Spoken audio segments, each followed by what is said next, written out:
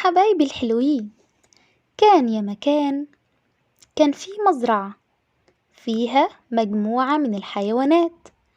وكانت الحيوانات دي عبارة عن دجاجة حمرا صغيرة شاطرة جدا في حياتها، وبقرة حلوب، وخنزير ضخم، وبطة جميلة، وكلب للحراسة. وفي يوم لاحظت الدجاجة الصغيرة إن الأكل قليل، فزعلت جدا وقلقت على مصيرها ومصير أصدقائها، وقررت تخرج بسرعة للحقل وتجمع شوية أكل. وكانت كل ما تروح لواحد من الحيوانات علشان يروح معاها يتحجج كل واحد منهم بحجة مختلفة. فلما راحت للبقرة، البقرة ردت عليها: لا، أنا مش هقدر أجي معاكي لأن الجو حر ومش هعرف أمشي في الحقل.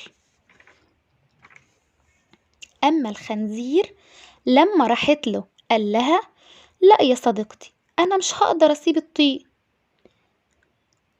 ولما راحت للبطة، البطة ردت عليها: أنا مش هقدر أسيب بركة المية في الحر الشديد ده. أما الكلب قال لها: أنا ما أقدرش أسيب المكان من غير حراسة. هرب الكل من المرواح معاها للحقل علشان تجمع شوية أكل واللي هو هيكون ليهم كلهم. عذرتهم الدجاجة الصغيرة وراحت لوحدها في جو حر جدا.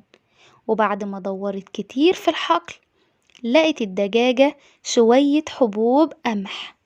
فرحت جدا وقامت جمع الحبوب كلها ورجعت للمزرعة.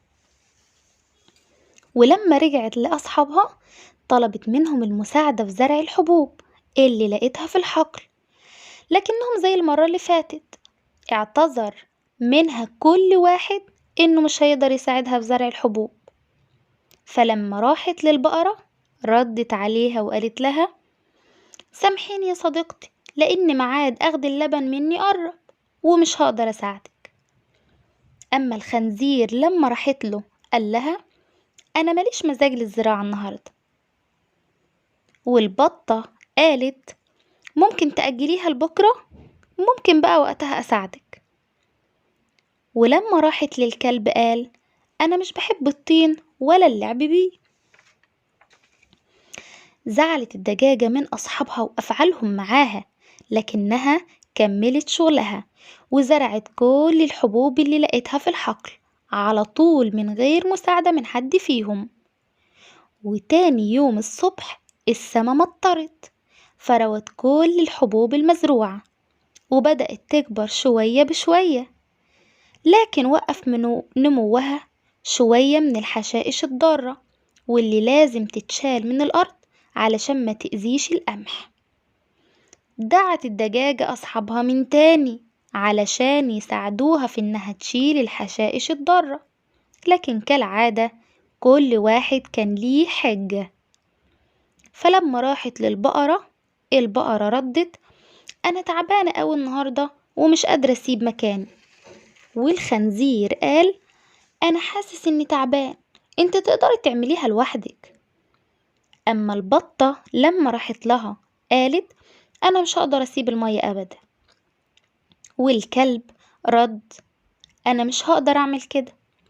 زهقت الدجاجة من رفض أصدقائها ومساعدتها في كل مرة تطلب فيها المساعدة منهم، وكملت شغلها على أكمل وجه وتخلصت من كل الحشائش الضارة. ولما جه وقت الحصاد فكرت إنها تدي أصدقائها فرصة أخيرة، فقامت دعت كل واحد منهم علشان يساعدها في الحصاد، ولكن كالعادة محدش سمع كلامها. حصدت الدجاجة الصغيرة القمح وقامت مخزناه، وسابت بس شوية صغيرين قامت طحناهم وخبزاهم، وطلع خبز مفيش أجمل من كده. وبمجرد ما استوى في الفرن فاحت منه الروايح الشهية. قعدت الدجاجة الصغيرة على الطاولة اللي جهزتها علشان تاكل الخبز الشهي اللي عملته. وأول ما قعدت دعت أصحابها علشان ياكلوا معاها، وما استنوهاش تكمل جملتها وجم جري. الدجاجة الصغيرة وقتها حبت تديهم درس، وقبل ما تخليهم ياكلوا معاها سألتهم إذا كان الأكل ده يستاهل المساعدة ولا ما يستاهلش. اتكسفوا أصحابها من نفسهم ومن كل أفعالها، من كل أفعالهم معاها.